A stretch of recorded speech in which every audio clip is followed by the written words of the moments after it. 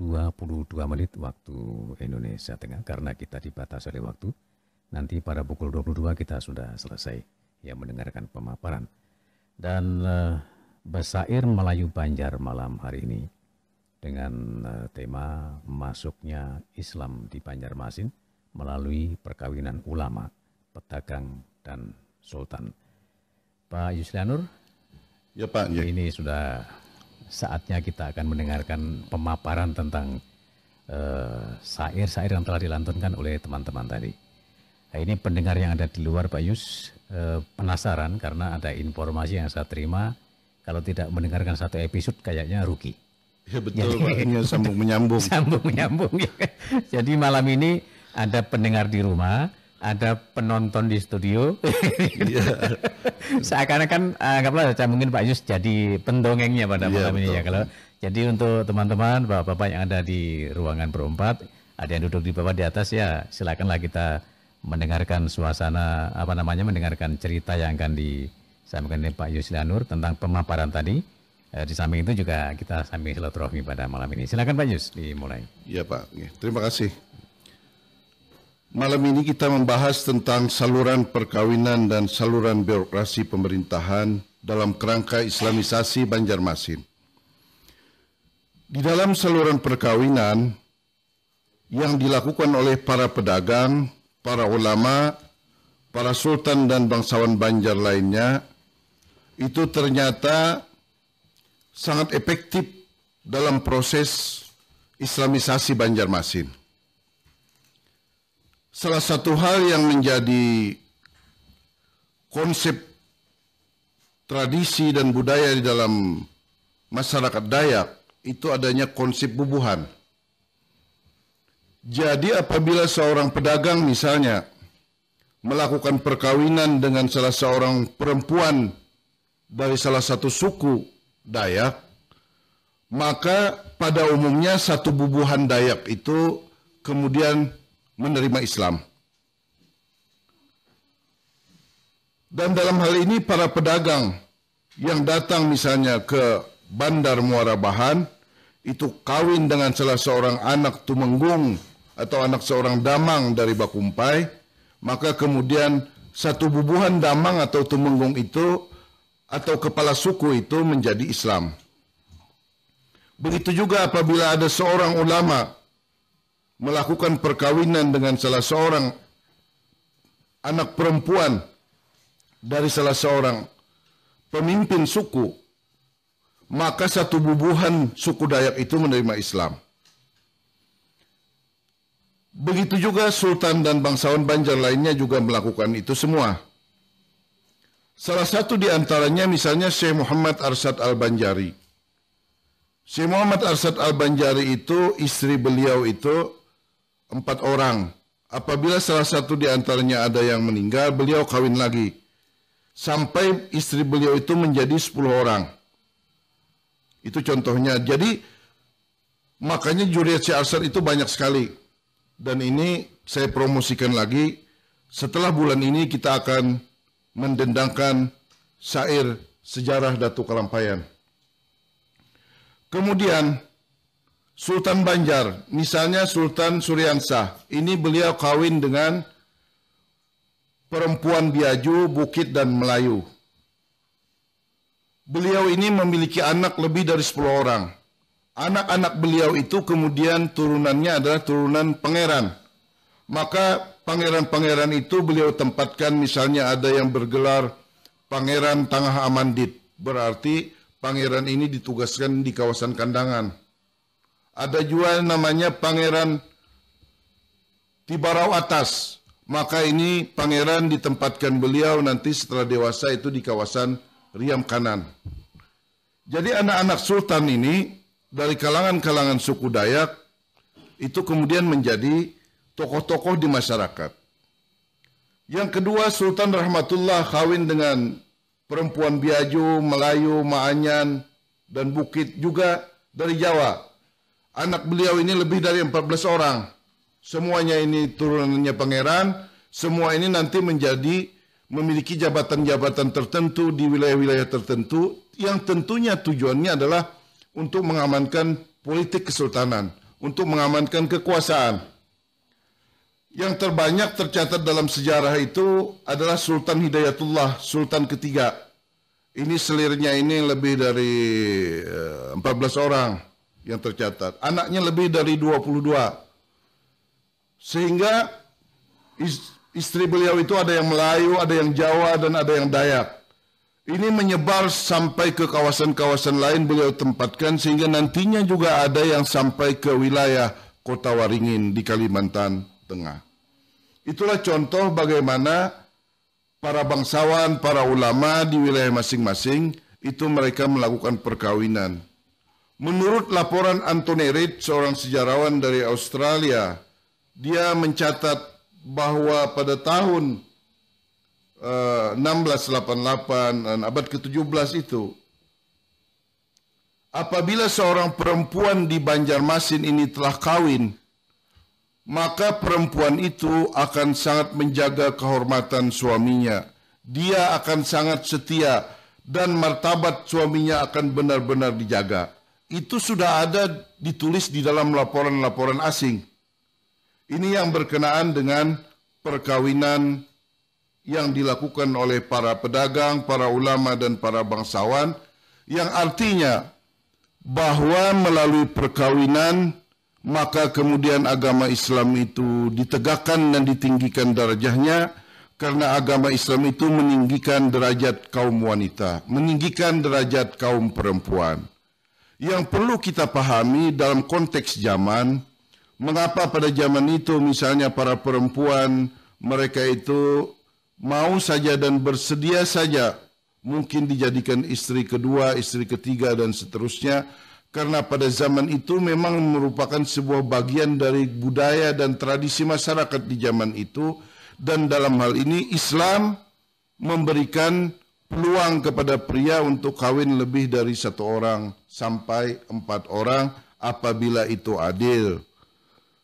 Apabila dia bisa berbuat adil. Dan ini ternyata memberikan satu terobosan yang luar biasa dan sangat efektif di dalam Islamisasi Banjarmasin. Yang berikutnya, di dalam saluran birokrasi pemerintahan, kalau menurut Sens dari bukunya The Chronic van Banjarmasin, dia menyatakan bahwa birokrasi pemerintahan Kesultanan Banjarmasin itu hampir mirip dengan di Kesultanan Jawa. Namun tentu ada perubahan-perubahan. Pada yang pertama kali ketika Islam mulai dibangun, itu sangat sederhana saluran birokrasinya. Yang tertinggi itu adalah Sultan, yang kedua Mangkubumi. Mangkubumi ini sama dengan di Jawa, istilahnya ini Perdana Menteri atau Wazir kalau di Timur Tengah. Kemudian yang berikutnya adalah jabatan Khatib. Ini sebagai penasehat Sultan. Di bawahnya itu ada para pati dan ada para menteri. Makanya di dalam ceritanya bahwa ketika Islam masuk ke Banjarmasin, pada waktu itu yang menjadi penasehat Sultan Banjar itu adalah Khatib Dayan. Ketika Khatib Dayan ini telah melakukan proses Islamisasi di Banjarmasin, tentu tidak semua aparat birokrasi mau menerima Islam. Salah satunya itu yang tidak menerima Islam itu tercatat di dalam cerita rakyat Kalimantan Selatan yang dibukukan oleh almarhum Bapak Yustan Azidin di dalam bukunya Cerita Rakyat Kalimantan Selatan. Bahwa pada waktu itu ada yang namanya Mantri Ampat yang tidak mau masuk Islam. Mantri Ampat ini dikenal juga kadang-kadang sebutannya sebagai Pati Empat. Yang pertama itu Garuntung Waluh. Jadi Garuntung Waluh ini gancang. Yang kedua Garuntung Manau. Garuntung Manau ini taguh atau kebal. Yang ketiga itu adalah Pambalah Batung. Pambalah Batung ini bisa menghilang. Yang keempat Panimba Sagara. Ini bisa menyelam berhari-hari di dalam laut, di dalam air. Keempat ini diminta oleh Khatib Dayan sebagai salah satu bagian dari birokrasi mau menerima Islam. Jadi ujar nang keempat orang ini, wahai Khatib Dayan, kami mau saja menerima Islam, tapi kita beradu kesaktian dahulu. Sakti piankah, sakti kami kah? Ujar Khatib Dayan, aku raja, baik kita bertanding. Maka kemudian diadakanlah pertandingan. Pertandingannya ini, yakni ujar orang Banjar itu bersembunyi. Jadi Garuntung Waluh, Garuntung Manau, Pambalah Batung, Panimba Sagara, ada nang bersembunyi di dalam batu, ada nang bersembunyi di dalam kayu, ada nang bersembunyi di dalam tanah, ada nang bersembunyi di dalam air. Semuanya ini mau saja melakukan adu kesaktian itu karena memang sudah kesepakatan. Akhirnya Khatib Dayan dengan mudah menebak. Kamu di dalam batu, kamu di dalam kayu, kamu di dalam tanah, kamu di dalam air. Akhirnya keempat patih ini, keempat mantri ini kalah dengan Khatib Dayan. Nah sekarang ujar Khatib Dayan, ikam sudah kalah, mau kada menerima Islam? Ujar nang Empat, ni kami mau, cuma ikam pulang bersembunyi. Kawa kada apabila kamu bersembunyi wahai Khatib Dayan, kami tidak bisa mencari engkau, baru kami mau menerima Islam. Jadi keempatnya ini bersiap-siap menunggu Khatib Dayan bersembunyi. Tiba-tiba Khatib Dayan menghilang. Tidak ada di dalam pandangan mata. Keempat patih ini mencari ke hulu ke hilir, ke sana kemari. Ada yang ke dalam batu, ada yang ke dalam kayu, ada yang ke dalam tanah, ada yang ke dalam banyu. Ke hulu, ke hilir, ke laut, ke darat mencari. Kada tetamu Khatib Dayan ini. Jadi ujar Garuntung Waluh, dasar sakti juga orang Islam ini, Khatib Dayan ini. Di mana gerangan ini Khatib? Akhirnya yang berempat ini setelah berhari-hari mencari Khatib Dayan, tidak sanggup, lalu akhirnya ujar orang Banjar itu cong. Wahai Khatib, kami angkat tangan. Kada kawa mencari sampian. Di mana sampian tolong betampai. Jar Khatib Dayan, aku ada di dalam badan Andika Sabarataan. Sekalinya Khatib Dayan ini memecah belah menjadi 4 tikung dan bersembunyi ke tubuh 4 orang ini. Oh kalau macam itu ujar patih 4 nang ini, ujar mantri 4. Bujur kami kalah lawan sampian. Kami mengakui ilmu sampian dan kami mau menerima Islam. Apa syaratnya menerima Islam itu? Ujar Khatib Dayan, gampang. Yang pertama mengucap 2 kalimat syahadat, asyhadu an la ilaha illallah wa asyhadu anna Muhammadar Rasulullah. Yang kedua, basunat, basupit. Amun yang pertama nang itu kami siap. Ujar Menteri 4 nih. Yang kedua nang ini nah kami rasa gagairan sedikit. Ikam jah Khatib Dayan sakti-sakti, tapi disunat kada kawalah bersupit. Itu nang kami gagairi jar, mangkirian. Jadi kalau macam itu, kami menerima Islam, kami siap masuk Islam. Tetapi kami siap bersyahadat, tapi kami kada kawa, kada mau nah bersunat. Amun nang kaya ini, ujar Khatib Dayan ngalihai kina maka bubuhan nikam ini menjadi contoh, menjadi teladan bagi masyarakat Islam. Ayo ja, ujar Khatib Dayan terserah hikam aja. Akhirnya keempatnya nang ini supaya tidak menimbulkan persoalan dan mereka tetap ingin menjadi teladan, mereka bersyahadat tapi mereka tidak mau bersunat. Lalu akhirnya keempatnya ini moksa, masuk ke alam begawan, menghilangkan diri, melenyapkan diri. Sebelum melenyapkan diri itulah keempat mantri ini memiliki wejangan kepada orang Banjar. Wejangan pertama dari Garuntung Waloh. Ujar Garuntung Waloh, aku tinggalkan bagi orang Banjar itu nasa buting. Pesanku, ujar Garuntung Waloh, adalah kur sumangat. Arti kur sumangat itu bagi orang Banjar itu adalah jiwa. Jiwa orang Banjar itu harus senantiasa hidup. Harus memiliki gairah.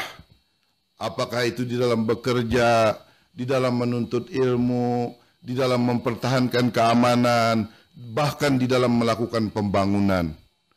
Perlu jiwa yang senantiasa bersemangat, jangan kehilangan gairah, jangan pernah orang Banjar itu putus asa. Nah, itu pesan pertama. Makanya orang Banjar itu bila takajud biasanya takajud nih. Kur semangat anakku sayang. Itu biasanya, jadi jiwa itu dikiau supaya tabulik. Inya kalau orang itu terkejut, biasanya rasa melayang awak. Lalu jiwanya itu seolah-olah hilang. Lalu dikiau lagi. Dikiau semangatnya. Orang Banjar itu senantiasa mengiau dengan ucapan, kur semangat. Itu pesan pertama. Pesan yang kedua adalah, setelah kur semangat nih, ujar Garuntung Manau, asa dua talo, salasa bahin talo. Artinya apa? Waktu itu yang namanya Kalimantan ini sangat sedikit orangnya. Jadi orang Banjar itu harus penuh dengan harapan. Yang kedua, orang Banjar itu harus bagaimana bisa mengembangkan keturunan yang baik. Jadi, asa dua talo, saikong, dua ikong, tiga ikong. Imbah selasa, bahin talo pulang, baranak pulang. Jadi pesan Menteri 4 yang kedua ini, Garuntung Manau ini, banyak-banyak orang Banjar itu baisi anak. Ini sedikit bertentangan dengan program pemerintah Wayahine nang 2 anak cukup tuh. Tapi maksudnya adalah pada zaman dahulu orang Banjar itu harus bagaimana bisa memiliki anak yang baik, anak yang senantiasa berbakti kepada ibu bapaknya, kemudian bisa dipelihara dengan sebaik-baiknya. Yang ketiga, pembalah batung. Ujar pembalah batung, asal wasi kursani tahan ditimpas, tahan di palu, tahan di godam, tahan di palu, tahan di godam, wajah sampai ke puting, tahan sampai ke karungkung kepala. Jadi maksud daripada pembalah batung ini, orang Banjar itu harus tahan banting, harus kuat, harus tangguh, tidak boleh putus asa di dalam melakukan sesuatu. Meskipun sebagian ini dipakai kadang-kadang menjadi ilmu taguh, padahal ini bagian dari pesan Menteri 4.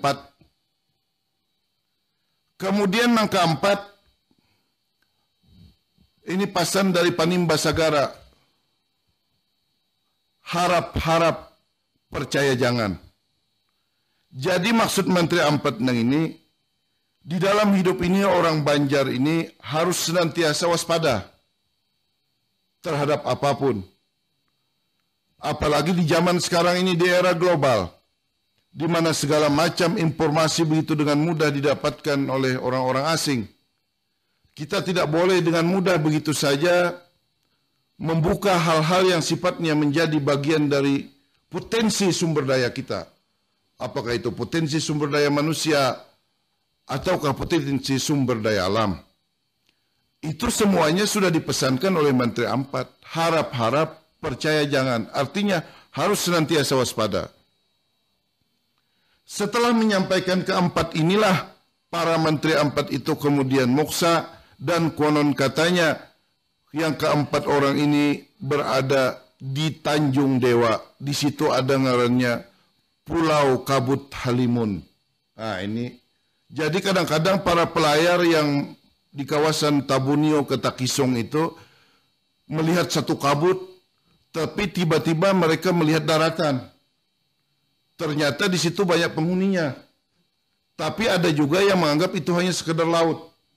Jadi ini ada di kawasan Tanjung Dewa di sana yang namanya Pulau Kabut Halimun. Ini dari cerita masyarakat. Yeah.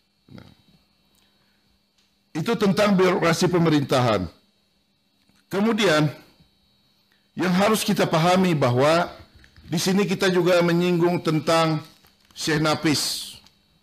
Syekh Nafis ini sama ini ya. Minggu kemarin kita berbicara tentang Syekh Abdul Hamid Habulung. Kemudian Syekh Arsyad Al-Banjari. Dan satu lagi tokoh besar Kalimantan Selatan, tokoh Banjar itu Syekh Muhammad Nafis Al-Banjari. Makam beliau ini ada di Kalua. Kalua sekarang masuk Tabalong. Kehebatan Syekh Nafis ini, beliau ini belajar di Mekah dan khusus memperdalam bidang ilmu tasawuf.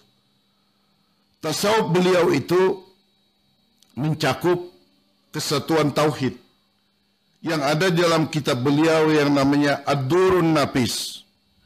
Kitab Durun Nafis itu pertama dicetak itu langsung 3.000 eksemplar laku. Laku. Iya. Bahkan sampai hari ini kitab itu senantiasa dipakai di beberapa kawasan di Asia Tenggara. Kitab ini juga tersimpan di museum, di perpustakaan di Mesir dan juga di Mekah. Inti daripada kitab Syekh Nafis itu tentang tauhid, yakni ada 4 tauhid yang beliau bahas. Beliau mengarang kitab itu atas permintaan sahabat-sahabat beliau.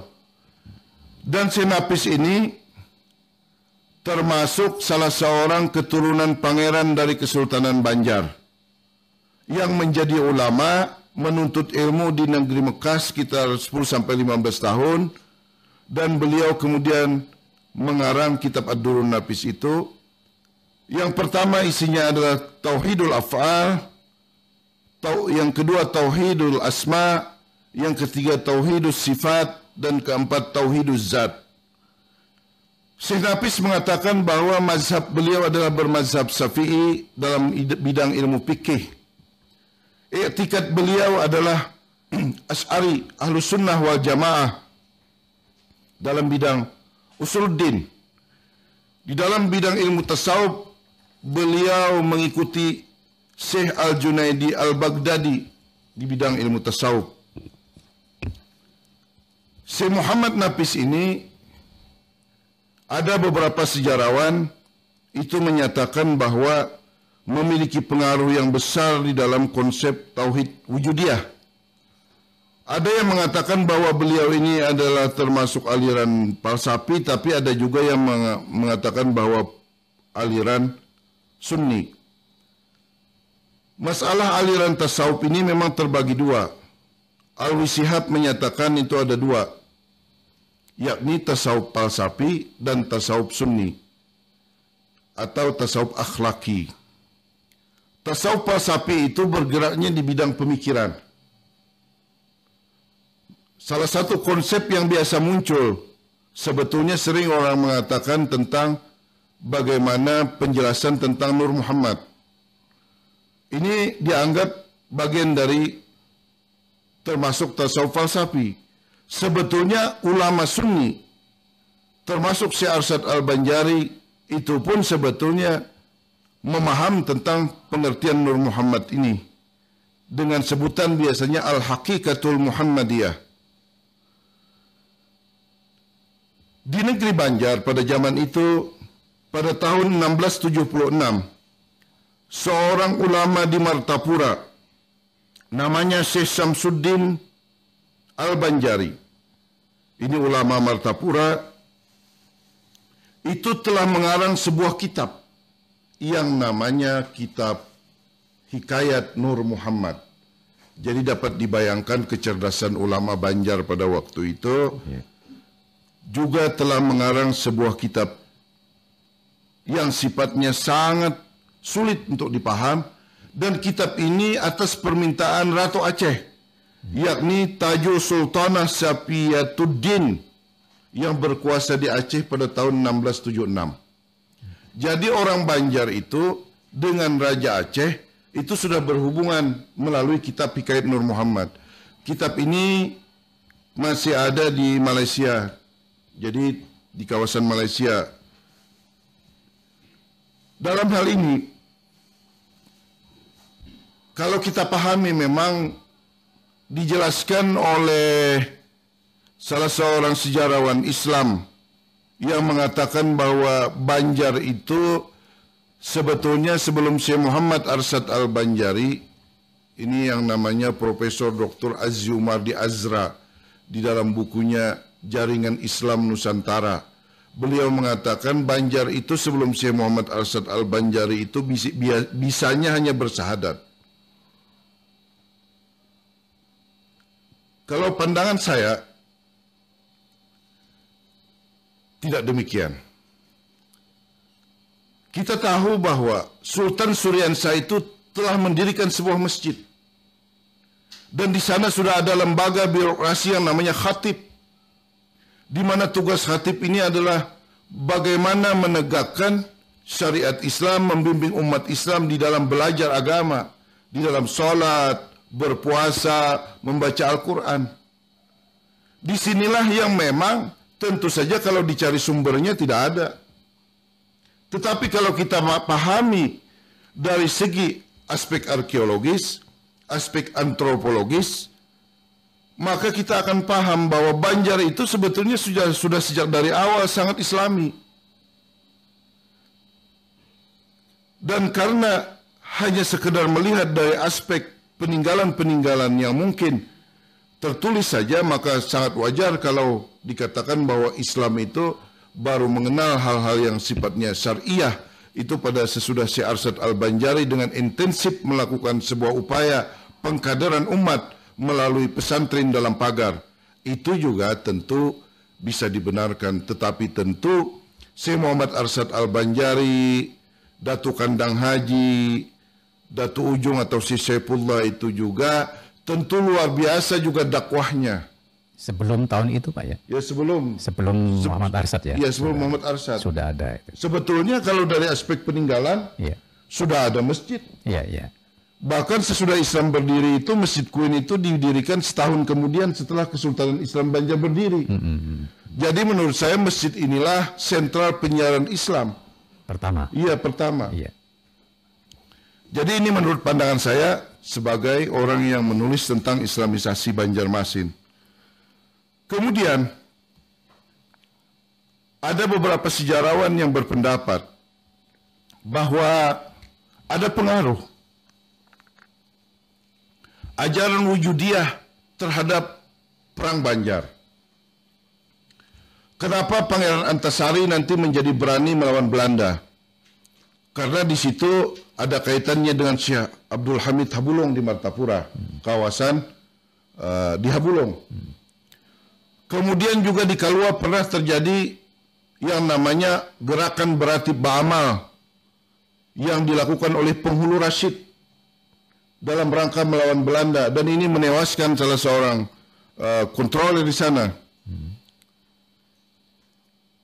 Salah seorang sejarawan yang memahami sejarah Islam, yakni Karel Stenbring,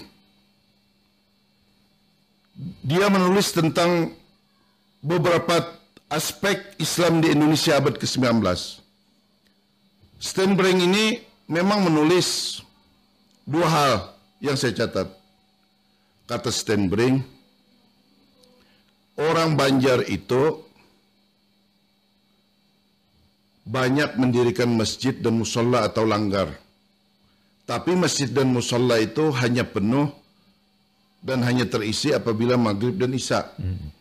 Apabila zuhur, asar, apalagi subuh, itu masjid hanya diisi oleh 2-3 orang. Tetapi yang namanya orang Banjar itu, apabila dia disinggung mengenai agamanya, maka dia akan melawan. Dia akan bergerak. Dan itulah makanya, mengapa Perang Banjar, revolusi fisik, itu nantinya ada nuansa fisabilillah di dalam melawan penjajahan itu. Nah, salah satu yang dimuat oleh Karl Steinbrink di dalam bukunya beberapa tentang aspek Islam di Indonesia abad ke-19 itu, dia menjelaskan adanya satu gerakan berarti ba'amal yang memang kalau saya telaah itu hampir sama dengan dari kitabnya Ad-Durrun Nafis dan juga dari Habulung, dari ajaran tasawuf zaman itu. Salah satu gerakan berarti ba'amal itu dicatat oleh Belanda itu sebagai satu gerakan yang sangat dahsyat ya di hulu sungai, di mana penghulu Rasid itu sebelum melakukan perlawanan mereka melakukan zikir dalam melawan Belanda. Zikirnya itu seperti berikut: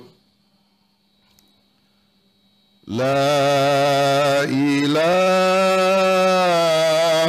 illallah,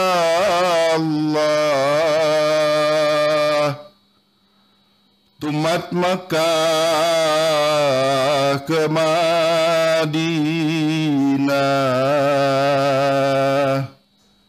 di situ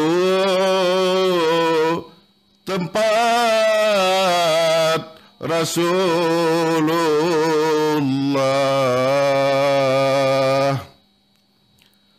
La ilaha illallah,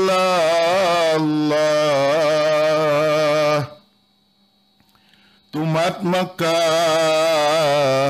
ke Madinah,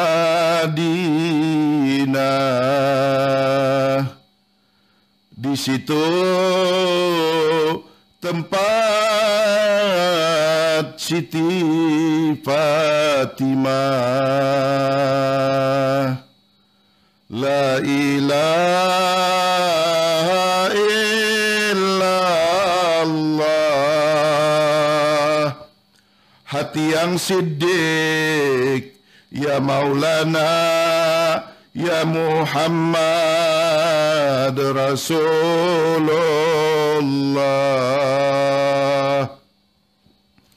La ilaha illallah,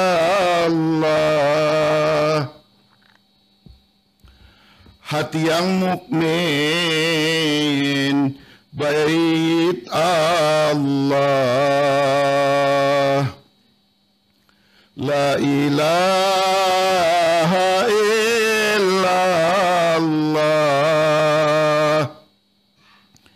Nabi Muhammad pesuruh Allah. La ilaha illallah,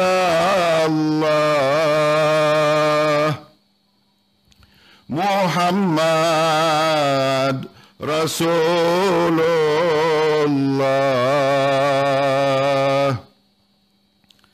La ilaha illallah, Muhammad sifatullah.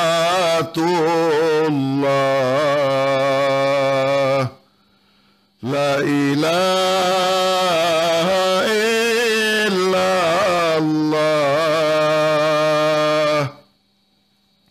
Muhammad awliya Allah. La ilaha illallah, Muhammad mawjud Allah. La ilaha illallah, mawjud Allah. La ilaha illallah, La ilaha illallah.